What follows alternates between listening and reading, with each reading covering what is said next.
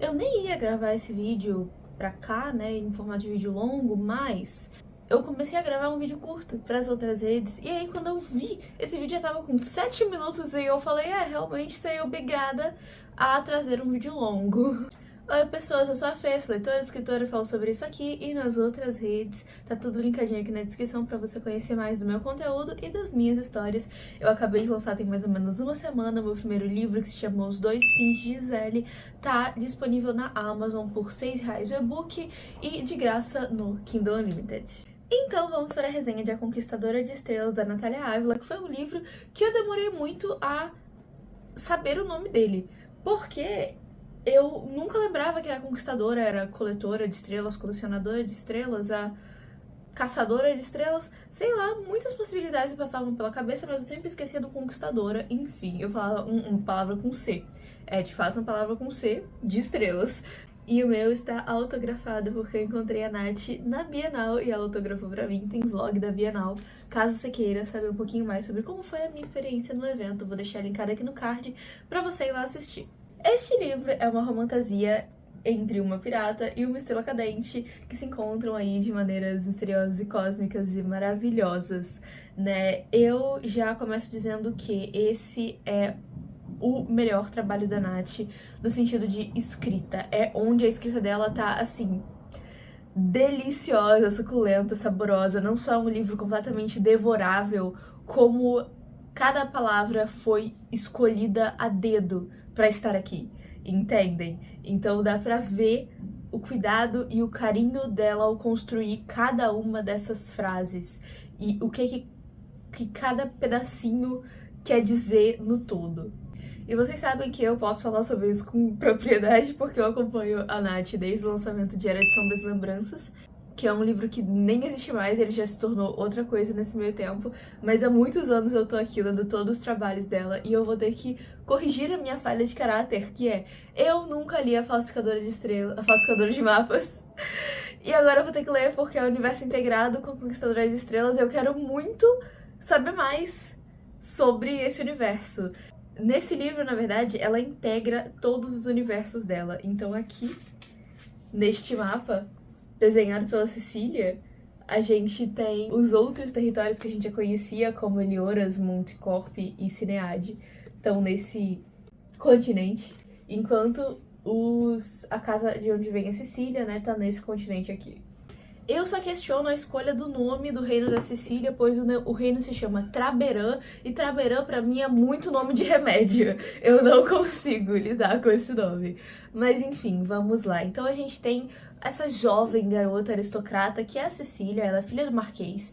E ela é uma adolescente, se eu não me engano, ela tem 17 para 18 anos ali, nesse momento da história, e ela tá construindo aos pouquinhos a sua carreira como emissária, né, do reino, como a pessoa de relações internacionais, podemos dizer assim, do reino. E ela é muito amiga da princesa, e eu amo que aqui a gente tem muitos gays desse livro. Não só a Cecília tem o relacionamento sáfico com a Estrela Cadente, né, óbvio, mas a gente também tem os dois marujos da Cecília, que são o Soren e o Nero, que são um casal, e a coisa mais linda é a coisa mais linda, mesmo com pouco tempo de página. Eles têm uma cumplicidade nos olhares, sabe? Aquela coisa de você conseguir construir muito com pouco, sabe? Então eu acho incrível a relação deles dois. E a gente tem a princesa Sabrina, que é casada com a May, ou Mai, e elas adotaram uma filhinha, e é, tipo assim, a coisa mais linda, muito fofo, muito fofo. Então a gente tem 3 casais LGBT aqui, e eu acho isso incrível. Que tenham mais, que venham mais.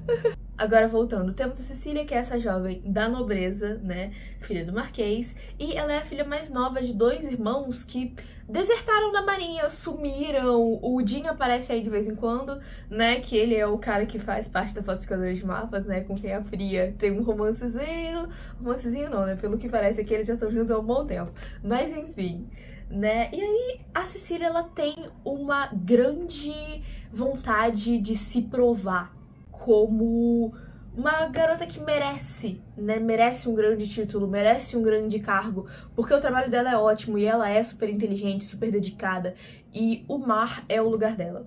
É onde ela ama estar. Então isso fica claro pra gente desde o início. E além disso, ela também é muito habilidosa pra aprimorar a própria caravela, né? Ela estuda muito a parte física também da coisa, podemos dizer assim. Então, a gente tem essa jovem também muito determinada e um pouco fofoqueira. Porque o livro já começa com ela se escondendo na sala de reunião, né, no escritório do pai dela, e ouvindo uma conversa que ela não deveria ouvir, mas que ela acha muito que é sobre ela.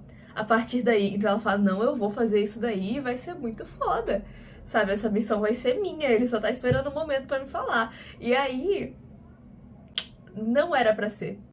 Não era pra ser dela. Mas, como disse, muito determinada, muito teimosa também, e até em certa maneira manipuladora, então Cecília meio que rouba a missão pra ela, podemos dizer assim, né? E vai nessa missão que consiste em devolver um artefato místico pra outro país, outro reino, e assim selando o Tratado de Paz com esse país que tá ascendendo agora, magicamente, assim. Então, esse país, que se chama Bosnori, fez uma aliança com o Narak, então agora eles são uma possível ameaça ali, não seria legal entrar em guerra com alguém que tem acesso à magia tão descaradamente. Então, Traberan decide devolver mesmo o negócio que eles pediram, pra selar um acordo, nananã. Então a Cecília meio que rouba essa missão que não era pra ser dela, e ela vai.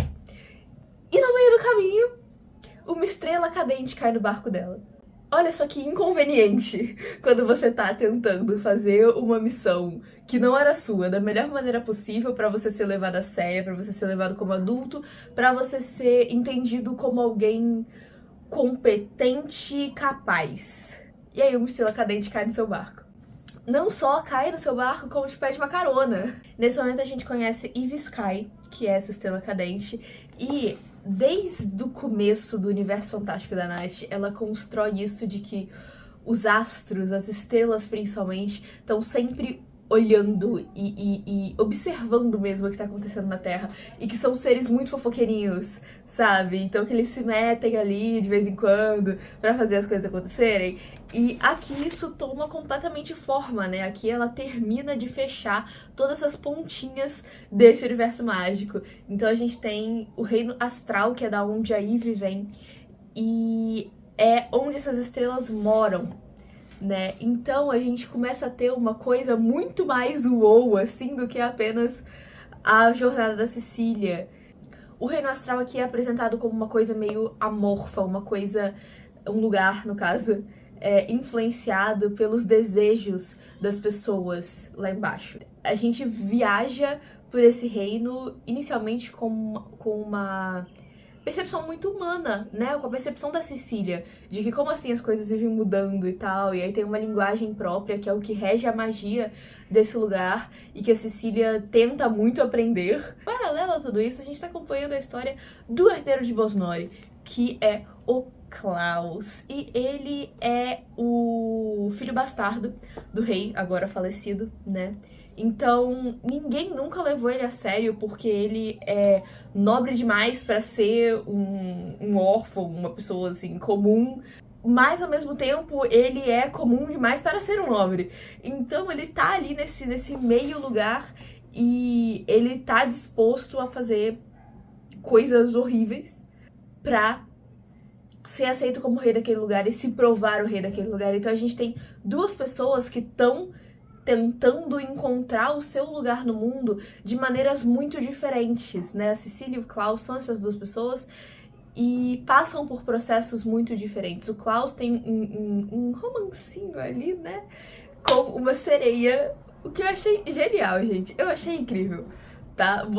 Meter uma sereia ali no meio, que é a Pérola. E mais pro final do livro ela ganha um pouco mais de destaque na narrativa, mas ainda assim, entre os personagens citados até então, ela é a mais deixada de lado. E não dá pra desenvolver tudo, gente, é isso mesmo. Eu quero muito ver mais do Reino do Submerso, mas eu acho que isso tá na Falsificadora de Mapas, então é pra lá que eu tenho que ir, né? Eu acho que isso já existe, eu não acho que isso precisa ser feito. Mas depois que eu ler a Falsificadora de Mapas, a gente conversa mais sobre. Só pela minha fala, né, pela empolgação que eu tenho ao contar desse livro pra vocês, dá pra ver que eu gostei muito. Foi um livro que eu, de fato, gostei muito da escrita, eu gostei de praticamente... Tipo assim, eu não tenho defeitos a colocar nesse livro, mas ao mesmo tempo não foi um livro que super me pegou emocionalmente, entendem? Por mais que tenha muita coisa legal e é super bem escrito e a linguagem maravilhosa, poética, incrível, meio de contos de fadas, e entra também o ponto de que a Cecília é uma garota que é muito apaixonada e interessada em conhecer mitos, mitologias e contos de fada, e ela acha que há uma verdade nisso tudo, sabe? Em algum ponto há uma verdade, pelo menos na origem dessas histórias. E isso é citado e reiterado algumas vezes no decorrer do livro. Então, apesar disso, não é meu livro favorito da Nath. Talvez um pouco porque o casal principal tem no início essa dinâmica de implicantes to lovers, e não é um negócio que eu gosto tanto. Então, apesar de eu não conseguir pegar e apontar e falar, nossa, é aqui que está o defeito, não foi um livro que me pegou emocionalmente. Mas ainda assim, eu acho ele incrível, eu acho que pode ser a porta de entrada pra literatura de muita gente, já que esse é um livro que tem a classificação indicativa a partir dos 14 anos.